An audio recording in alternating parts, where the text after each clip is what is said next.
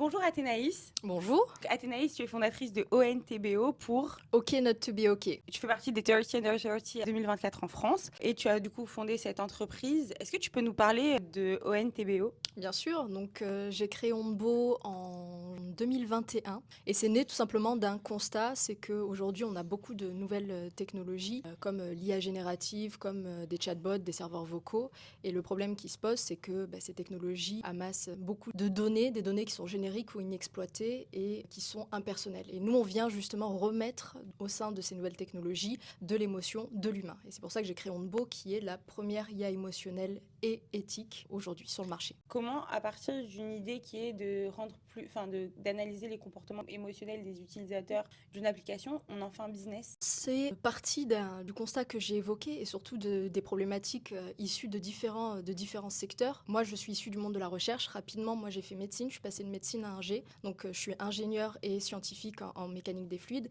Et j'ai observé ce problème-là qui m'a amené justement à créer au fur et à mesure ma société. Nous, aujourd'hui, on opère dans différents secteurs. Par exemple, l'un des premiers secteurs, c'est celui du retail. C'est là où on a une vraie demande, à savoir qu'est-ce que je peux proposer comme expérience hyper personnalisée à mes clients, que ce soit en magasin, mais également en ligne. On a eu également dans le domaine du sport des demandes à savoir quelles sont, on va dire, les réactions émotionnelles des sportifs face à certaines situations, puisqu'on le sait aujourd'hui, le mental, c'est ce qui fait la différence à niveau physique égal et à stratégie égale. Une fois qu'on a analysé le comportement de nos utilisateurs, qu'est-ce qui se passe? Qu'est-ce que l'entreprise va en faire? Ce qui se passe, c'est que derrière, il va y avoir des recommandations ou de la prédiction. Donc c'est par exemple adapter un produit ou un contenu à tes réactions émotionnelles. Dans le domaine, par exemple, de la musique, c'est adapter une musique à tes émotions pour te permettre soit de prolonger ton état émotionnel, soit de passer d'une émotion à une autre. Ça, c'est vraiment l'objectif. Concrètement, si Spotify travaille avec Ondbo, on va se retrouver à avoir la bonne musique pour rester dans le bon mood pendant un bon moment, c'est ça?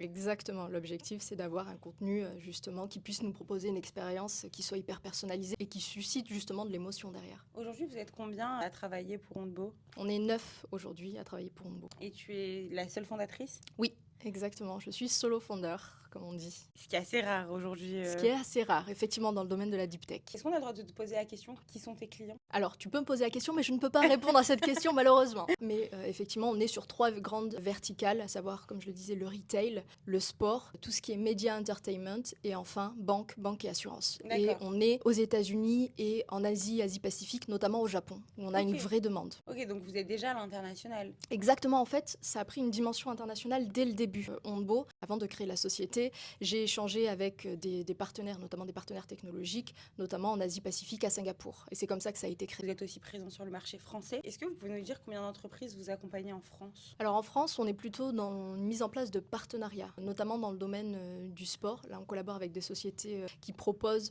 d'avoir un bilan de santé, un bilan physique, et nous, on vient compléter cette expertise par un bilan psychologique, par un bilan émotionnel. Pour financer cette entreprise, vous avez fait une levée de fonds. Oui, alors on a fait une première levée de fonds, donc en précise de 2 millions. On l'a fait avec des business angels, mais aussi avec la BPI, puisqu'on a eu le grand privilège d'avoir obtenu le concours Innov, qui est un concours qui est important. On l'a obtenu donc 11 mois après la création, et c'était contingenté par une levée de fonds, donc c'est venu compléter notre tour. Et aujourd'hui, quels sont les objectifs de Ondbo? Comment vous imaginez la suite? Quels sont les challenges et les prochains défis À relever. à relever? L'objectif là, c'est vraiment de croître sur cette scène internationale, donc de développer une équipe en Asie-Pacifique et une deuxième équipe, là, on le voit plutôt aux États-Unis. Et la levée de fonds va nous servir justement à pouvoir nous implanter dans ces pays-là. Et il y a quelques jours, tu as été nommé au 30 Under 30 en France. Pourquoi est-ce que tu as participé à ce classement? Comment tu l'as découvert aussi? Alors, je l'ai découvert justement en lisant le magazine, tout simplement, il y a 2 ans de cela. Et je me suis dit que c'était une belle reconnaissance, une belle crédibilité aussi, une reconnaissance de ce que l'on fait, de toutes les équipes, parce que c'est vrai qu'il y a une personne qui est mise en avant, mais en réalité, c'est toute une équipe qui est derrière et qui nous soutient depuis le début, donc c'est une belle reconnaissance d'être là.